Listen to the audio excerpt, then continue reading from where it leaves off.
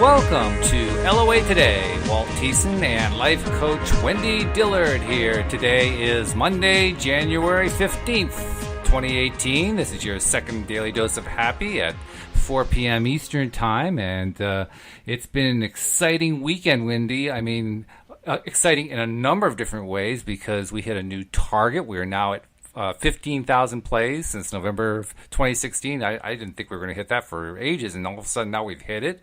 We're making tremendous strides with the book that we're working on. We now have 30 co-authors there. I mean, it's just like one thing after another is happening. I'm getting excited. I don't know about you. I know. I think I need to quit my day job just so I can jump in and part of everything we're doing. Well, maybe not. Wait, I want to do that because I want to go back to my entrepreneurial roots. There you go. Yeah. Well, maybe not quite yet, but we're certainly on that path. There's absolutely no doubt about it. And I love the enthusiasm, too, that I've been getting from the co-authors, because as we find more and more coaches who want to jump in and do this, I mean, the enthusiasm is just fantastic. Of course, I guess I might expect that because they're all LOA coaches. But even so, I mean, people are really psyched about doing this, so it's really good. Which kind of ties into the topic for the day, too, because the topic is co-creation. And it's actually not a topic, believe it or not, that we've done before on LOA Today. So we're kind of breaking ground on that. Yeah, I've never done it before. But it's wow. like, yeah, it's like we're long past due, I think. But anyway, have you had any wins this past weekend? Anything really good happening? Anything exciting or fun or anything like that? Well, last night I rewatched the DVD of The Secret. Oh, really? Because, okay. You know, you said that was something that was very life-changing in your world. And, you know, I don't know if I ever watched it or if I had, it had been so long ago I didn't remember. Mm-hmm. I know I read the book. Yeah. So I thought, okay, I'm going to watch it. And I was pleasantly surprised at how many things inspired me, where I'd think to myself, oh, yeah, that's a really valid point. And I don't know that I've been using that little technique. Ah, okay. Well, that's good. That's really good. And then there had been a number of Abraham clips that I'd listened to over the weekend from YouTube, and put the two together. I just got so inspired to, you know, try some new things. Like, I'll tell you this one that it kind of surprised me.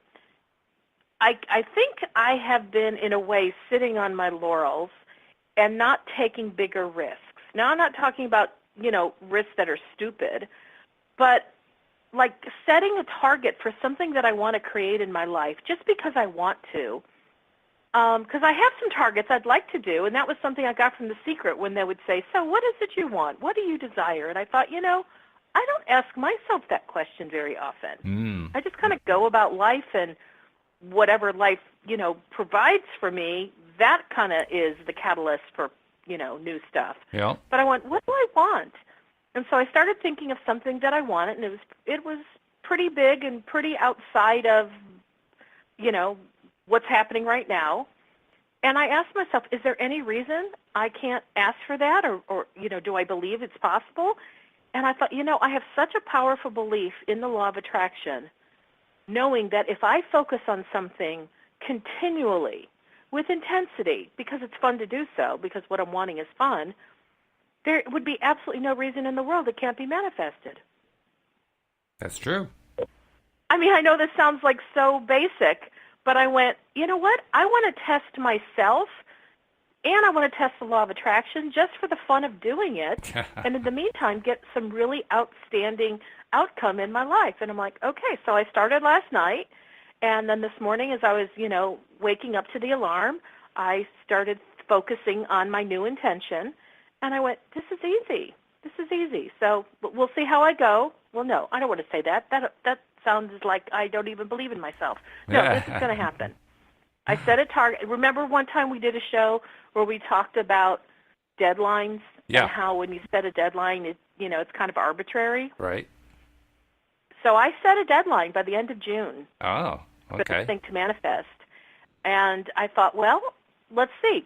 Because I was the one who was saying, deadlines are not always so cool unless you have a really solid reason you have to have a deadline. But I'm going to do it. Now, I'm going to make it happen. I'm going to prove to myself it's possible. I can't remember. Did The Secret propose the idea and promote the idea of using deadlines?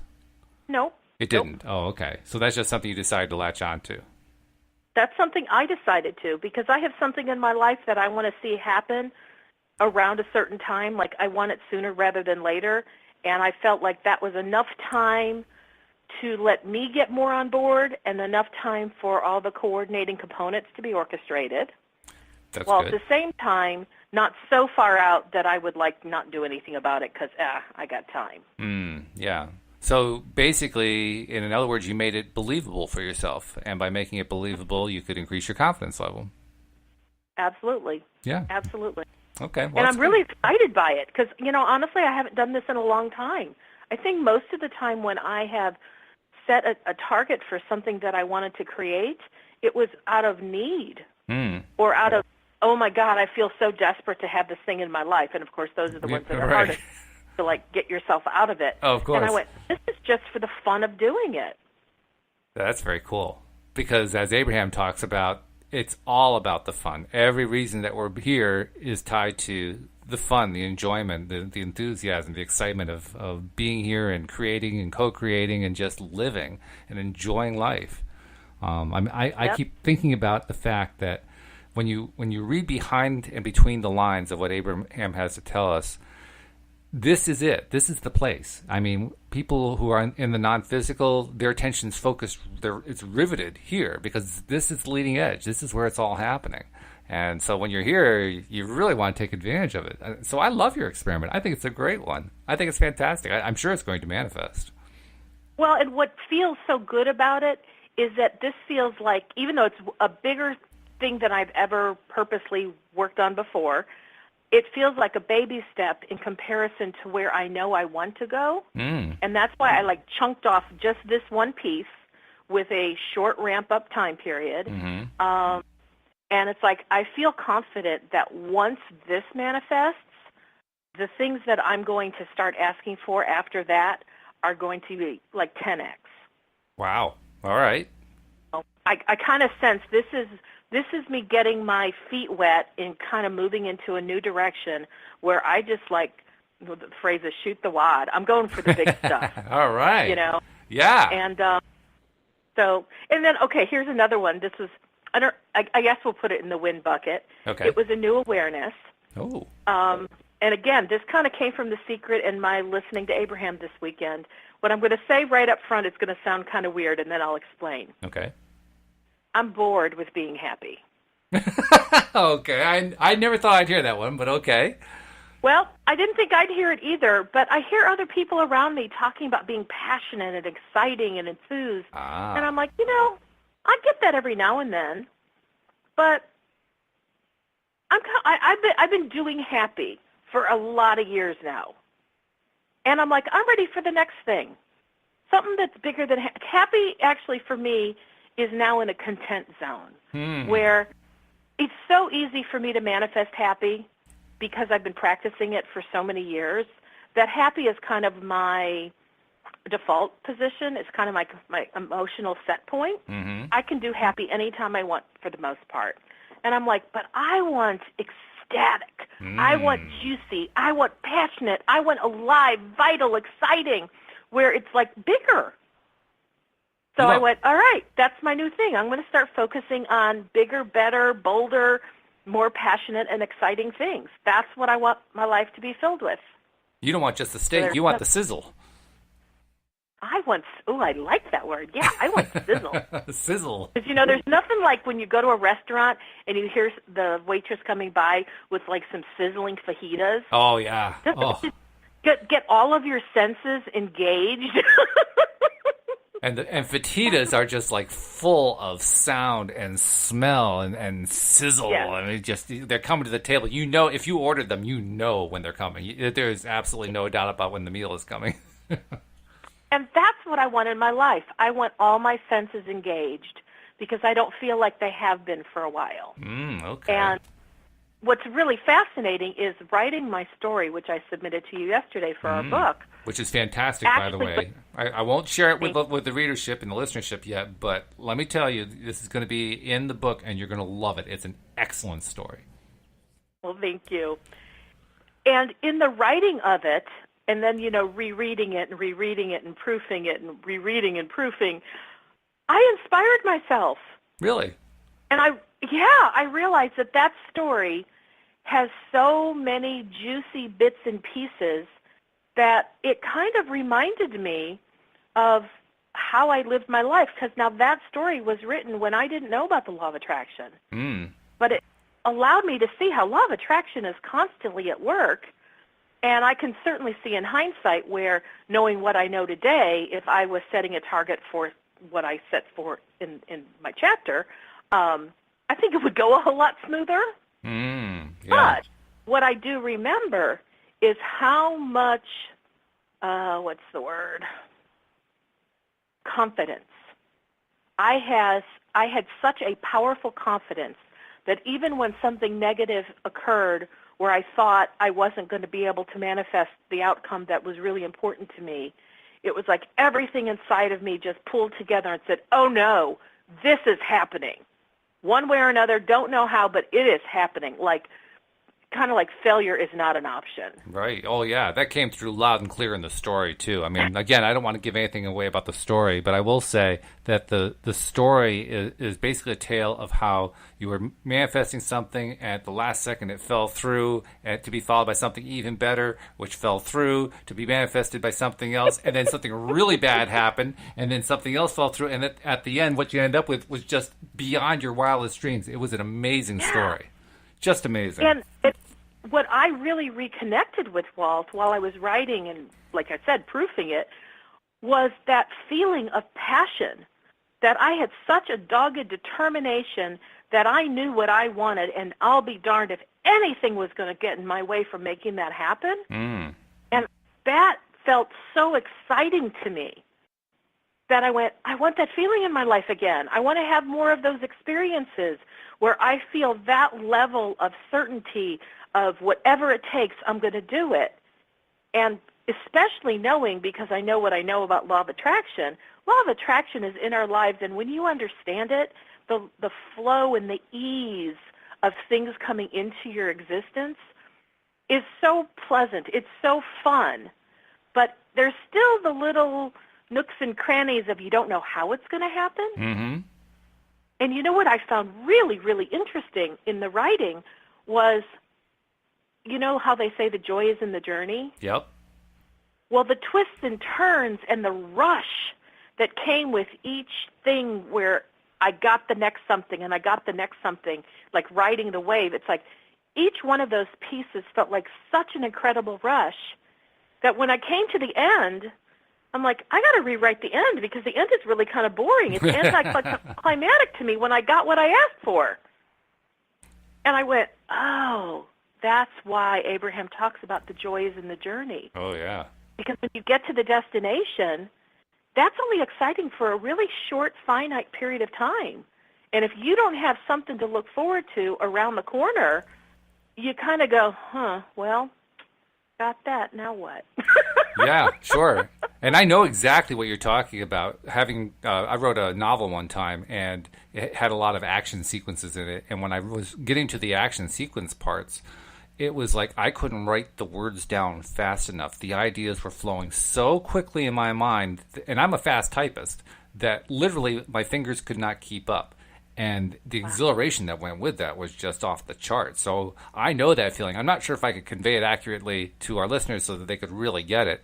But the closest I can think of is imagine going to, say, Disneyland and riding one of the really, really big rides, and you're exhilarated by the time you come through it. Then multiply that by 10, and you'll get a taste of what it's like.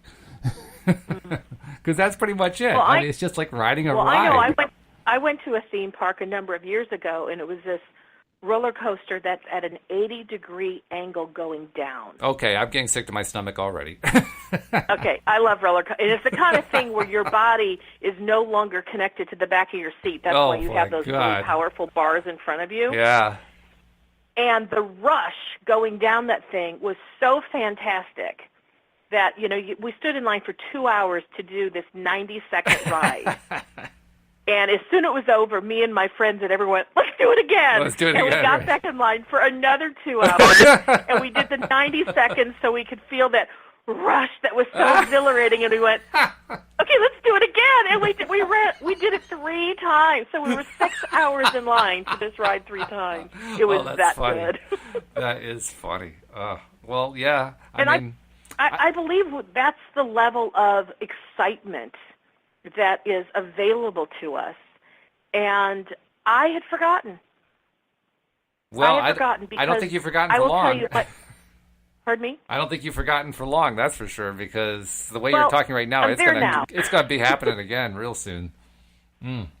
Well, and it's an interesting thing. My life had gotten so good. I had been working so diligently in order to get to the point where I was living in ease and flow. I worked so diligently to get to the point where happiness is a natural state of being for me. I worked so hard to get to the point where well-being abounds and I'm thriving and things are good. And, okay, now I'm there. And my questions yesterday were, and now what? Mm. If I don't have the next dream, the next something to shoot for, kill me now. The good news is there is always the next dream always does come. That's the good news, fortunately. Otherwise, you're right, it would be a little bit edgy. But I totally get it, though, because you want that next one, especially when you've just had your appetite thoroughly whetted with something really good before that. You just want to have more of it. And that's what's so fun about being alive. I mean, people often wonder, what's my purpose in life? I think Abraham described it really well. Your purpose is to come here and just love life and enjoy doing the creating and enjoy being a creator and being a co-creator and just involve yourself in every aspect of life. And that's why the other side, that's why the non-physical have their attention on us, because this is where it's at. This is the great stuff. And we don't want to miss any of the opportunity. We want to give ourselves as much of the opportunity as we know how to give. So, yeah. So I'm jumping back in, 2 feet in, all right. And I'm wanting to put my hands in the clay.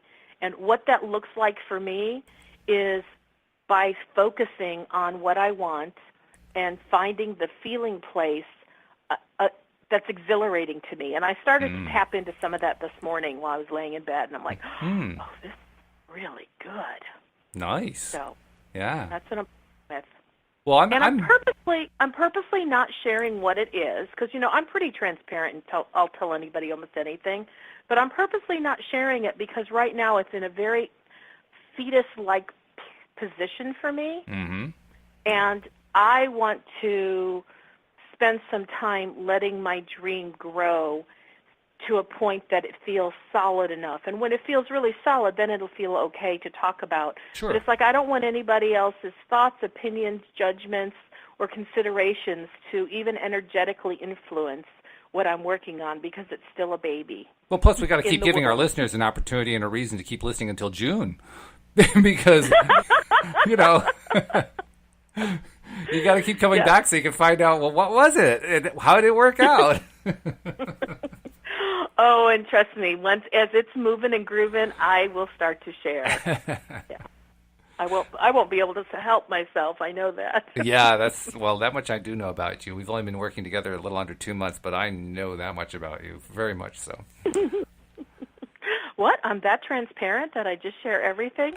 Well, you share a lot. Let's put it that way. I'm not sure that you share everything, and it's probably not a good idea to share everything, but you share a lot, and that shows a tremendous degree of openness. It's fantastic. So anyway, co-creation. Okay. Co-creation is that. Well, first of all, that's one of those words. When I first heard it, I said, "What? What's that? What's co-creation? Creation? I heard of co-creation. What's this?" But it turns out that co-creation is kind of what it sounds like. It's 2 or more beings getting together and creating together. And when you think about it, all of the best projects involve somebody else in your project, including writing, by the way. Because, like, when I was writing my novel, my sister was my co-creator, my primary co-creator. My wife was also a major co-creator with me. And it's useful, it's helpful to have that other viewpoint to bring in when you're writing, especially. So, I mean, co-creation takes place in all areas of life, but it's where that journey becomes juicy. It's where we get a lot of the sizzle, because we're doing it with somebody else, somebody who has a different perspective, different point of view, enough similarity that we can be, carrying on the conversation, so to speak. But I mean, it's like you and I and the others doing the podcast together, right? I mean, it's a whole lot more fun to co-create it than just to create it by ourselves. I've tried doing the other kind, creating by yourself. Let me tell you, it's a lot of work. This is fun. This is just a blast. And it's just gold that it's also great for the listeners and it's fun for the listeners to listen to. But to me, that's the gravy on top. The fun part is the co-creative part. I don't know about you, but. Well, and I was thinking, I don't know that anything in life can be done in a solo. Even if you as a human feel like you're doing it by yourself, the very fact that law of attraction is the law, it is always matching you with thoughts, with things, etc. So it's like there's nothing we can do that the law of attraction isn't a part of. So even in that respect, we're co-creating with the universe on a continual, regular basis. This is true. And plus, when you add in the fact that the moment you start thinking about stuff and the vibration, it comes close to matching somebody else who's got similar thoughts going on, boom, they show up in your life. So it's not like you can really avoid it, Like, I think I'll just live like a hermit in the mountains. Even there you're going to have somebody dropping by sometime. It's just the nature of things. Well, and we've all heard of like throw a pebble in water and there's that ripple effect. It's like there's nothing that we do that doesn't affect something or someone because all energy touches all energy, and so there's always motion. Yeah, sure. I mean, motion. So here's well, go ahead. Go ahead. We got to stop doing that. Really, you go ahead. Motion is like the key word that's involved. Activity might be another way of describing it. Co-creation is about activity and involving others. And any activity that I've ever thought of, that I've ever attempted, where there's been somebody else involved is 10 times, 100 times more satisfying. Doesn't matter what it is. I mean, I can remember when I was a kid, I was actually one of the few kids as a kid who liked to, practice the piano. There weren't too many of us. I was a rare duck, and I was teased for it accordingly. But I enjoyed playing the piano, and I enjoyed, trying to get better at it and so forth. But one thing your teacher loved the fact that you practice and love to play. Well, she wanted me to practice more, to be perfectly honest. But I did better than most students because I was actually willing to do some practicing. But when I think about it, I realize that the times that were the best were when either I was working with her, or actually there was also a male teacher, so with either the piano teachers, or when I was later on in life when I was playing in bands. In fact, I actually didn't play piano in bands. I wish I had, but unfortunately I didn't have the money for a $2,500 electric piano in the 1970s. And at 1970s prices, that was a lot of money. So it was not really an option. But I ended up playing guitar for the longest time. But even with that, the very earliest playing that I did was with a friend of mine who I reconnected with just a few years ago. We hadn't seen each other since high school. But we used to play out. We used to jam together all the time. And it was great because music became a way to talk with somebody else. I mean, literally, if you're playing a guitar and your buddy's playing a guitar and you're playing it together and you're learning how to jam, how to really merge the tones together and so forth, you're carrying on a conversation with each other. At least if it's a good jam, if it's somebody who you really connect with, and that's what he and I would do. We were just, I can't say we were making up the tunes because we were doing covers. We were playing the music of people who were popular at the time, but the way that we did them was very much unique to our individuals, to our individual takes on how to play music, and I mean, literally just something as simple as one person playing chords and the other person playing lead and then switching off. That alone is a kind of dialogue. It's like you're sending little messages to the other person, and then he sends the message back and so forth. So co-creation is awesome. It's just an awesome way of doing things. I mean, I remember years ago in a similar vein, my best friend, he played piano, and we both sang. And to me, there was nothing more fun than him working on a new piece that he was writing, and he would just say, just work on any harmonies you can think of, and let's just see where it'll take us. And that was so fun, because we were creating, I mean, I wasn't writing the piece, that was his baby, but if he would just put out some chords and start singing a little bit of something and I could harmonize to it, it's like then that would kind of energize him, and all of a sudden in his mind, he could hear, oh, I know where this can go. Right. And I was mesmerized by his talent, and I just felt fortunate that I could even play in that arena with him, and that I could sing, because then I could harmonize, and we would just have so much fun. And no two sessions together were ever the same. See, I can tell that just was a co-creation that was just incredibly awesome. Just from that story, I can tell you he enjoyed it just as much as you did. The fact that you guys were saying, like, not every session was different. They had their own unique personalities. I can't remember exactly how you said it, but that's the gist of it. That's when it's great. It doesn't really matter if the other person you're doing with doesn't have tons of talent, as long as they have just enough talent to go with what you're doing, and you're kind of the leader and they're following, but you're doing a dance, so to speak. I mean, dancing can be wonderful, and I mean both real dancing and the kind of dancing you do when you're creating music. They're both terrific. I remember a dance partner I had back when I was doing dancing on a regular basis, and with this partner, she and I could just communicate through dance. We invented steps that didn't exist. Cool. I mean, we would just start, and it was just go with the music and go with the flow and just read each other and feel each other and feel how it was going, and then just do it. And just okay, time for a turn, we do a turn because it was time to do the turn, not because we planned it. It was wonderful. It was just, I mean, it's the best way to dance. Best way to dance. And it's the best way to do anything, really, when you partner with somebody, when you co-create, when you're both in the moment, in the now, focusing on the thing that you're doing together, and then all kinds of stuff comes out, and you let it out. That's the other thing. You have to let it out, right? You have to allow it to come through, because otherwise it doesn't work too well. It has to be allowed to come through. A co-creation that has always been exciting to me, but it's not my talent, is like big musicals. I remember in high school writing a term paper on the making of musicals, and I had showcased Rodgers and Hammerstein and Lerner and Loewe. And one would be a lyricist, and one would be the musician that would put the music to the words. Right.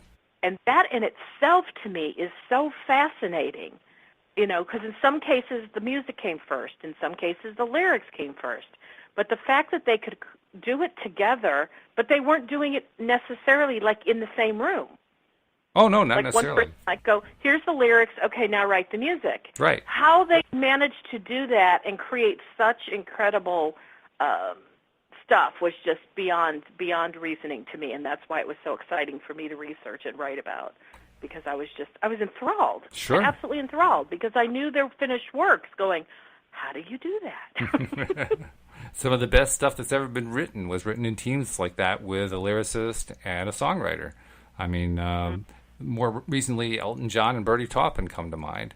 And you're right, very often, I mean, most often I would say Elton just came up with some stuff and gave it to Bernie, and then Bernie came up with lyrics for it. But there were times when it was the other way around. And that happens simply because you've gotten the feel for each other.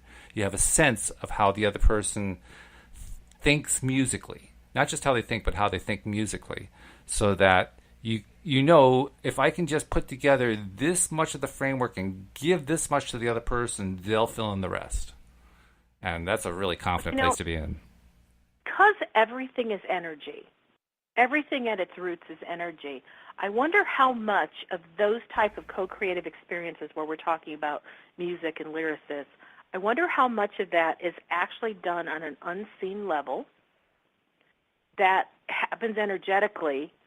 And the reason I say that is because I remember when I was married, like right after we were dating, or maybe even while we were dating, I remember my husband pointing out this one car that had just been, it came off the showroom floor. I don't remember anything about it except it was red. And he showed it to me, and he said, Wendy, I designed that. Now, my husband was in the IT field, so I didn't know what he was referring to, because I knew he didn't work on a car assembly line. He wasn't an architect of a vehicle. Now, he loved cars, but he said, no, I have a picture where I drew this car that we're looking at right now. He goes, I drew it. It's the exact same make. It's the same type of model. It's the same headlights. It's the same shape of the trunk and the hood. And, I mean, he was going into all these details. And he's like, I can't believe somebody else created my car. Yeah. And that was just kind of something we talked about for quite some time. And the more I understood things from a metaphysical perspective having to do with energy, I connected to this idea because I think I had heard it on an audio cassette or something like that, where once an idea is birthed and you start, and not even if you talk about it, but even more so if you talk about it, that energy is available to all of us. And so I started to learn about how somebody in the United States, let's say in the medical field, might come up with some really radically aggressive way to, like totally eliminate some disease. And while they're working on it, all of a sudden somebody in France gets the same idea. Oh, yeah. And somebody in Russia gets the same idea. And someone in China gets the same idea. And it's something that's kind of, I think, common with scientists, that they almost race to the finish line because they know that if they're thinking it, someone else is too. And they want to be the first to the, saying, hey, we did it, so they can get it patented. Right. But it's really fascinating to think how somebody in the States and somebody in France who are not talking, they're not colleagues, nothing, are all of a sudden creating almost the identical something. Yeah. Oh, yeah. And the only way I can think of that makes sense that those kinds of, quote, synchronicities or coincidences happen is because once a thought is thought, energetically it now exists. That's right. In the totality of all energy. Yes. I agree completely. In fact, there's a story that has occurred within the last year. Most people aren't aware of it, although it affects literally everybody on Earth, which is kind of interesting. It turns out that there has been a flaw in the way that Intel computer chips are designed. And, of course, Intel computer chips run like most of the computers in the world, right? Well, this flaw was discovered by 3 different groups of security IT experts. Your ex-husband's IT background is what made me think of it. 3 different groups discovered this thing within about 3 or 4 months of each other, after it had existed for 20 years, without anybody in the non-security, non-NSA world, let's put it that way, the non-spy world, discovering it. Now, we're all pretty sure that the NSA and the equivalents of the other countries already knew about it and were exploiting it.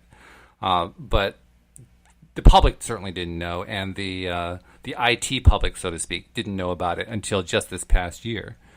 But 3 different groups all discovered it within like a 3 or 4 month period of each other, and they all reported it to Intel, and then they found out through Intel that the others had also discovered it. So it was the same kind of thing, and the fact that it took 20 years, I think, is really proof positive that it was the vibration of the thought that set the whole thing off, because one person had a thought, and the article that I saw told it from the perspective of, I think it was the second group that found out about it. And they found out about it after somebody at Google was the first one to find out about it. And this group talks about, they were interviewed individually, there were like 2 or 3 members of the group. They each had this niggling feeling about an aspect of the code they're reading about regarding that chip. And they were reading about it in the context of some other project they were working on. But there was just something about it that was just bugging them in their minds, and they didn't know what it was. So one day they just sat down and started messing with it and discovered there was this gigantic security flaw. Well, it was just months after the same thing had happened at Google, and the Google rep, the Google technician, had discovered the same kind of thing. You can't tell me that one wasn't connected to the other. Of course they were. Where did the niggling thing come from? Right. Where else could it have come from? Yeah. You know? I mean, and that to me, ever since my husband had the thing with somebody else just stole my car idea. Yeah. By the way, he didn't like my explanation as a plausible explanation, because of course he wanted to work with a car manufacturer and have his design actually, manufactured, and now it had already happened. Yeah. So it's kind of like the ship had sailed. But, that opened my mind to understanding co-creation on a universal level. Yeah. In a really cool synchronistic way, because if somebody here in the States is thinking about some idea of, how to help global warming or how to make us more green in our efforts towards something, I feel pretty confident that we're not the only ones working on something. But if we start talking about the ideas, those ideas will be picked up by those who have matching interests in other places. Mm-hmm. You know, and Sure. I love knowing that. It's like sometimes I want to just have as much of an original thought as is even possible, because Abraham says there's no such thing as an original thought. But I do know that we expand the universe because we have new thoughts, so I'm not quite sure where all that works. But I love to have new ideas where I'm like, wow, I've never heard anybody talk about this. And then I start thinking on it, and I start sharing it with my friends. And then the next thing we know, and it could take a year or two, all of a sudden we'll find, somebody else somewhere else has been actually working on that. Or maybe they started thinking about it around the same time that I came up with this idea. Mm-hmm. You know, but maybe it wasn't something where I had the expertise to, send it to market. But one of the things that I have started practicing is if I come up with an idea, especially for an invention, that I really would wish somebody would invent, but it's not in my skill set to do so, I start talking about it with the intention that somebody who has the skill set will pick up those thoughts and actually make it for me. Right. Sure. It'll happen. You want to hear my one as of late? Okay. Yeah, tell us. So I've said it before. I know I live in Texas, but I don't like the heat at all. And so I kind of hibernate during the summer. And fortunately, I have a great air conditioner in both my car and my house, so I kind of just deal with the heat momentarily until I get into my car, and then I deal with it momentarily until I get to the grocery store and that kind of thing. And I thought, wouldn't it be cool if there was some kind of an air cooling system that was mobile that could literally walk with me, where I'd be in a air-conditioned tunnel, if you will, and it could be holographic. I have no idea. But something that the moment I walk outside the door, I flip a switch, and that air conditioner goes with me till I get in the car, and then I flip it off. And then as soon as I get out of my car, I flip it back on, and I go into whatever public building. Or let's say I'm going to an outdoor sporting event. I haven't been to one of those in ages in the summer because I don't like the heat, but I sure would love to attend. Mm-hmm. But if somebody created an invention where I could enjoy the sporting event when it's 103 degrees out in Texas and I could feel cool and comfortable, I'd be in heaven. Well, I have a name for it. I want someone to create that for me. I have a name for it. Let's just call it Mr. Bubble, because it's a bubble that surrounds you, an AC bubble, right? Could be. I don't know if it blows at me, if it comes down to me, if it's something I wear. I don't know. I mean, it's kind of like it's not my even desire to want to figure out the how. I just know the end result. I want to be cool when I'm outside in Texas.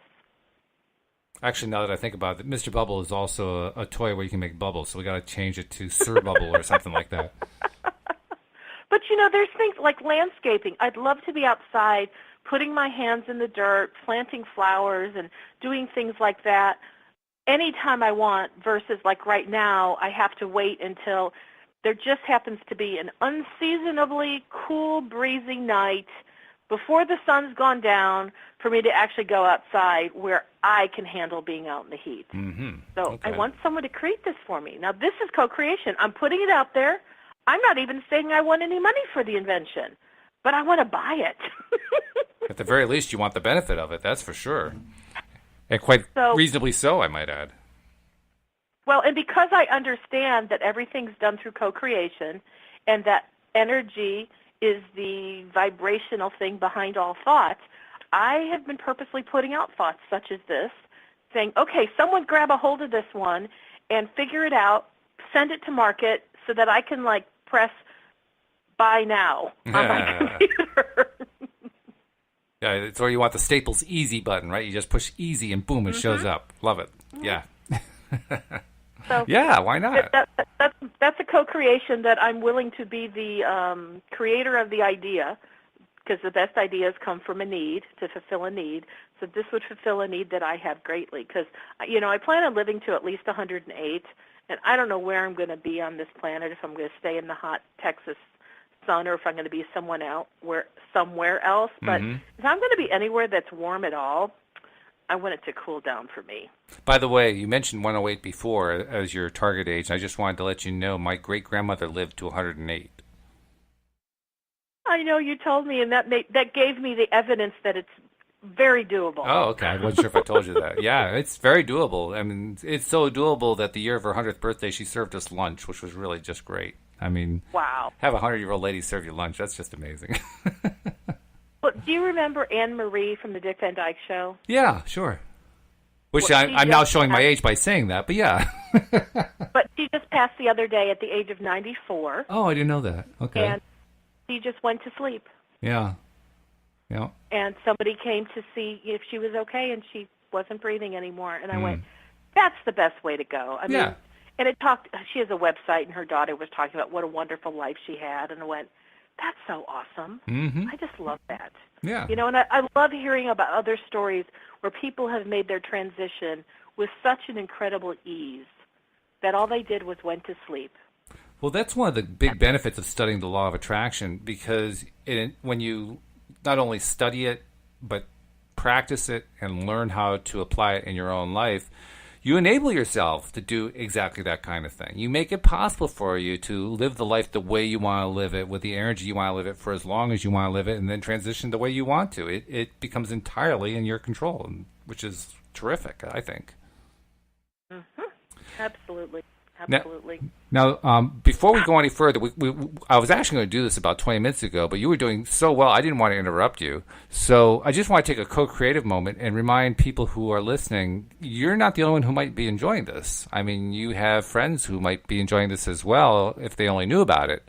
So we're just asking you, take a moment and send them a message and say, you got to check out this show about co-creation, because this is something that we all crave in life, and hearing something that is, such a positive message like you get out of LOA Today every single day, twice a day, is, that's beneficial to everybody, because we're all trying to raise our vibrations, right? We're all trying to get to a happier place. Well, what better way to give the gift of happiness than by giving it to a friend? So send out a message and help them be co-creators as well. Great idea. Great idea. So, okay. There's so many different ways through technology that we can share it with others. Oh, yeah. I mean, some will do it on social media. Oh, yeah. If there are some listeners that maybe they're not quite so tech savvy, they could go to loatoday.net and copy the URL and stick it in the email. Absolutely. And send it to someone. Make it simple. Click on this link. You'll love it. Yeah, put it into a text message. I mean, you can certainly click on links in text messages. Not a problem. And it's a great way to do it as well, too. I mean, there's lots of ways to do it. There's so many ways to do it. That's the beauty of living in the technical age, the age of technological explosion. My goodness. The number of ways you can share stuff is just off the charts. It's crazy.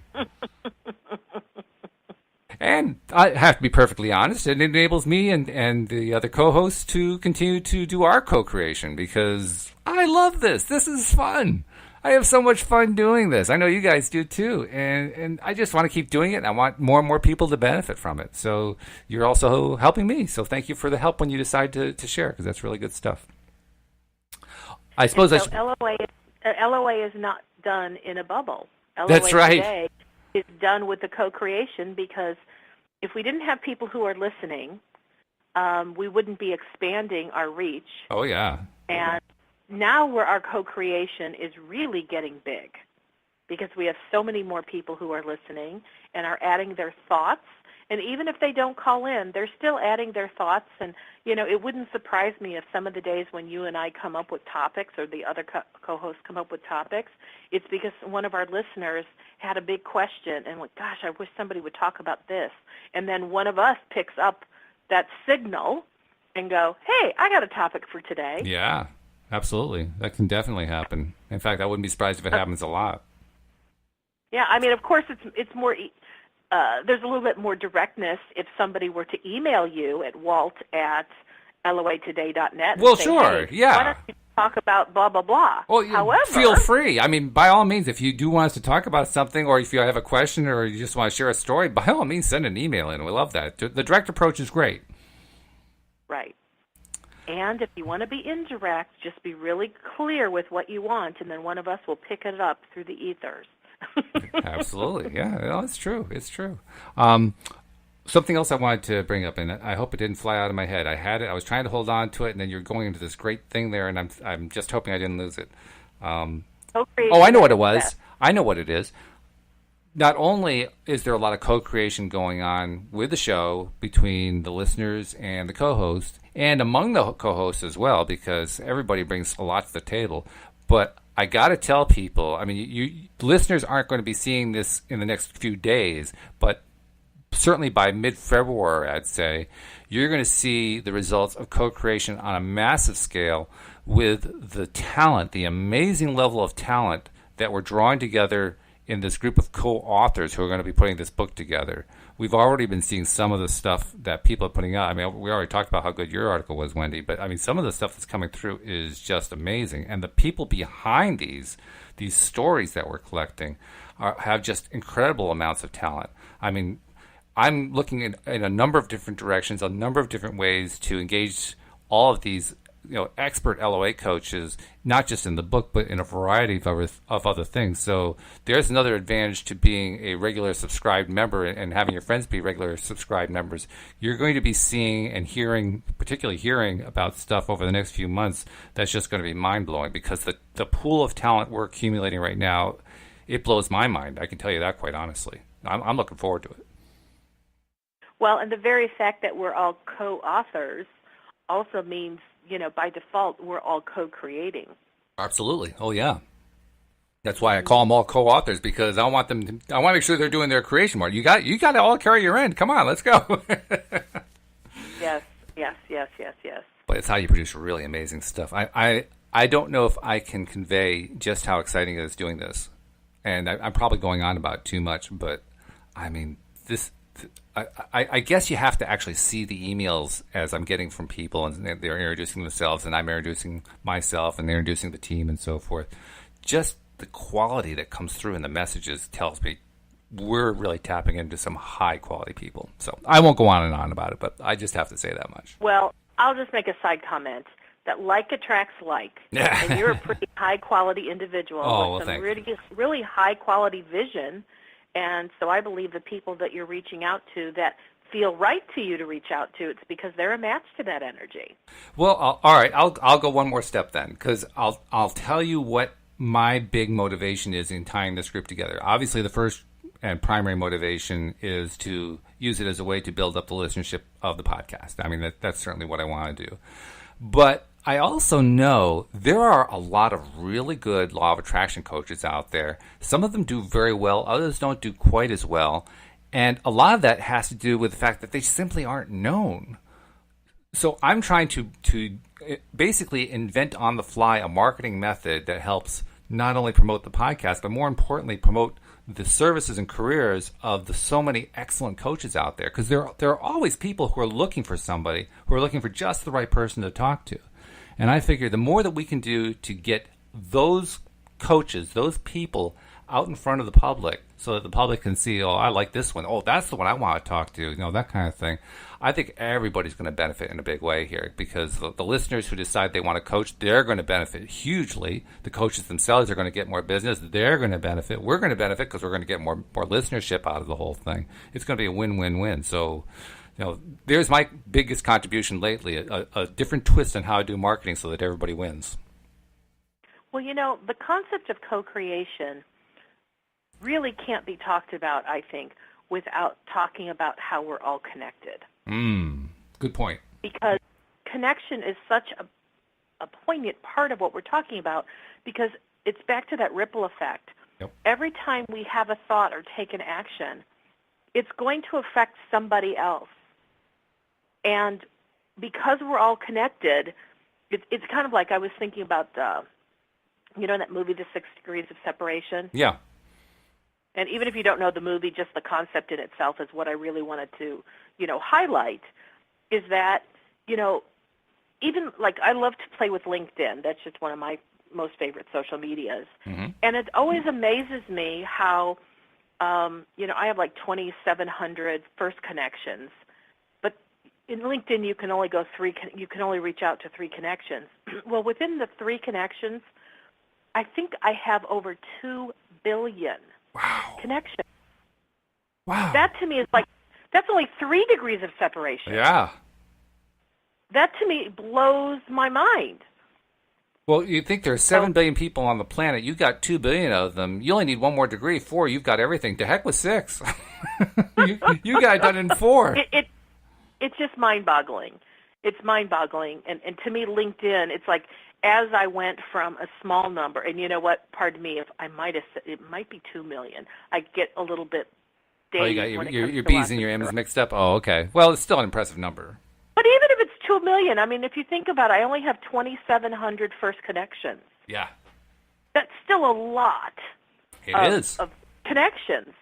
And I know, like, a girlfriend of mine, she had just started out recently, and she had, like, 20 connections or something like that. And I said, well, you're going to reach out to me. And I said, my connections alone are gold because Sure. I have so many. Oh, yeah. And I mean, I am connected to a lot of people that have a lot of connections. And on LinkedIn, you can have up to 30,000 first connections. I'm really falling behind then. Well, and I know I'm tapped into some people that have about 25,000 first connections. So when I tap into them, I'm tapping into a huge network of people. Yeah. And so when you think about the whole earth and all of humanity working this co-creative dance in this way, it's like in one respect, we're huge and we're vast. And in another, we're getting smaller and smaller because our ability to touch others is becoming easier. That's a very cool thing. And the fact is that since we are all connected, as you say, and we're not just connected through LinkedIn, we're connected spiritually as well. We are all part of the same fabric. We're part of the same source energy. So we are connected, which can, well, in some cases that can be a little disconcerting because there's some people you wonder, do I really want to be connected to those people over there? But too bad. But guess what? You are, and so are we. We're all part of the same fabric. So, deal with it. Over this weekend, in my Facebook news feed, there was this video which I shared with my tribe, and it had to do with connection and how science is starting to recognize how we are all connected in some different ways. And the guy who was talking, I just remember one key point.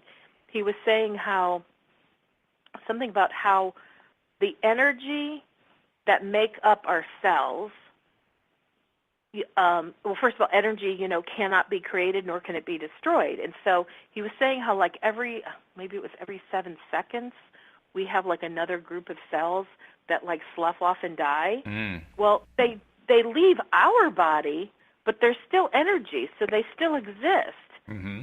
And now, who knows if the numbers are really accurate, if I'm remembering this correct, but let's say every 7 seconds you have X number of cells die. Well, simultaneously you have those cells being refurbished or, recreated. Renewed. Yeah. Well, where did those cells come from? Well, I might have gotten your cells. You might have gotten my cells. The guy at the grocery store, the guy at the gas station. I mean, energy is constantly being replenished and reconstructed, and it's transmuted and it's changed and whatever. But it's like we're all sharing the same pool. This is my point. We're all sharing the same pool of energy. And what was my energy one day is probably somebody else's energy the next day. Whether you know them or not does not matter. Nope. But in that respect alone, that is definitely a link of how we are all connected. Yes, in a big, big way.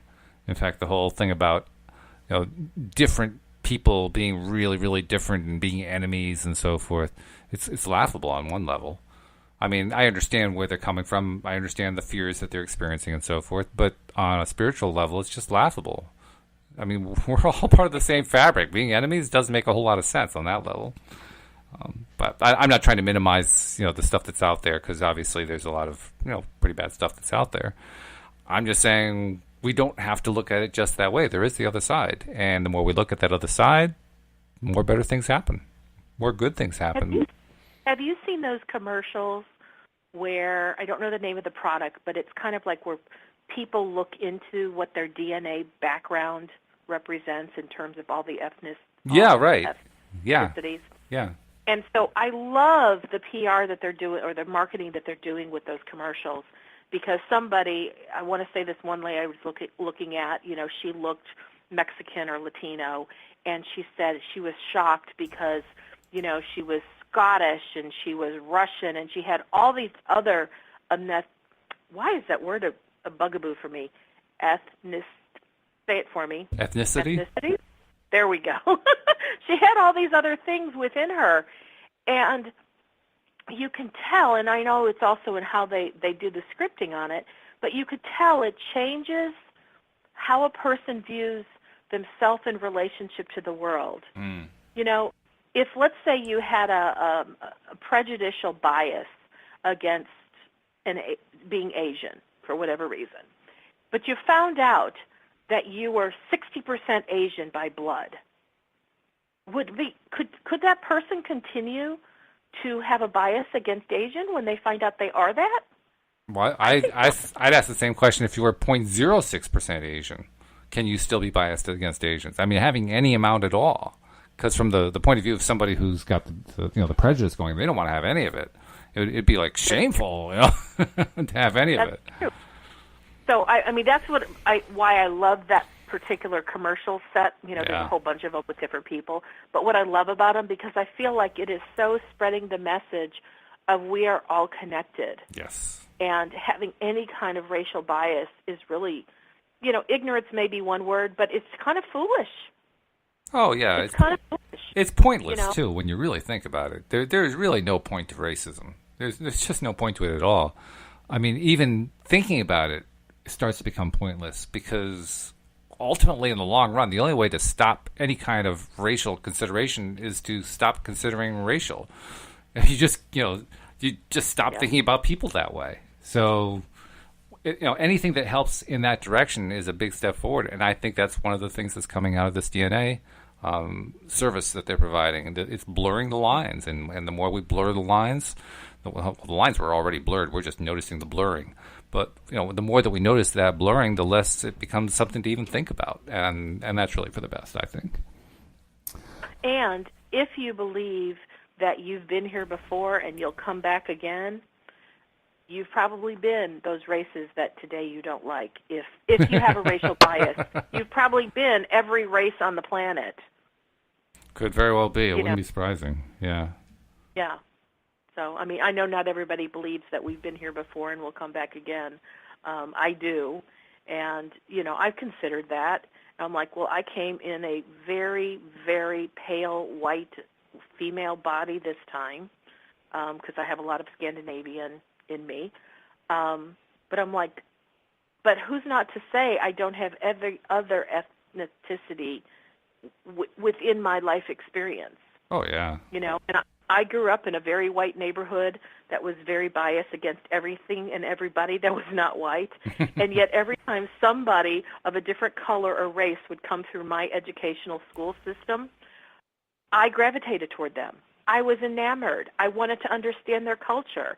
And it's like, I think there were only 4 black people that ever came through my entire 18 years of school. But do you know every one of them was my friend until their fathers transferred and they left? Oh, nice.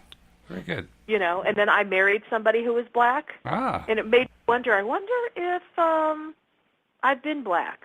Or if not, I recognize that even though I grew up in a very racially poor community and there was a lot of racial bias going on, I just never felt it. I didn't understand it. It seemed silly to me. We've only got a minute left, so I'll have to say this briefly. But if you think about the fact that we have 2 grandparents, or 2 parents and 4 grandparents and 8 great-great-grandparents and so forth, and you take that back 100 generations, the number of people involved is such a large number that it would dwarf any number that comes out of the financial industry. It would dwarf any number that people even deal with on a regular basis. And so the idea that we aren't all connected just genetically is absurd. And I'll just leave it at that because we only have about 27 seconds left. Wendy, it's been a pleasure. Let's do it again tomorrow. Yeah, we went down some really fascinating roads today. It was fun. We did. It was fun. And we invite you all back tomorrow as well here on LOA Today. Goodbye, everybody. Bye-bye now.